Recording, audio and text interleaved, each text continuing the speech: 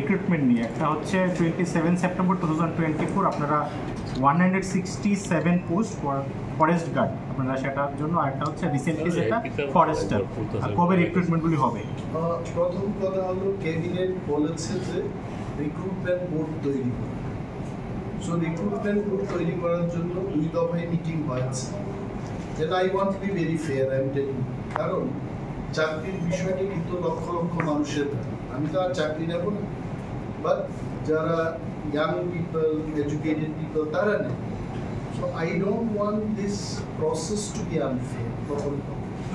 আমি ক্লিয়ারলি বলেছি যে পুলিশ দপ্তর থেকে একজনকে নিতে হবে, তারপর এসসি ওয়েলফেয়ার, এসটি ওয়েলফেয়ার সংরক্ষণের বিষয় আছে, এবং যারা ফিজিক্যালি হ্যান্ডিক্যাপ তাদের বিষয় আছে, সোশ্যাল ওয়েলফেয়ার থেকে লোক দিতে হবে, আইনের বিষয় আছে অনেক কিছু, ল ডিপার্টমেন্ট থেকে নিতে হবে, এবং ফরেস্ট ডিপার্টমেন্ট, এই সমস্ত কয়েকটি দপ্তরের প্রতিনিধি নিয়ে যেন এটা গঠন হয় আমি বলেছি।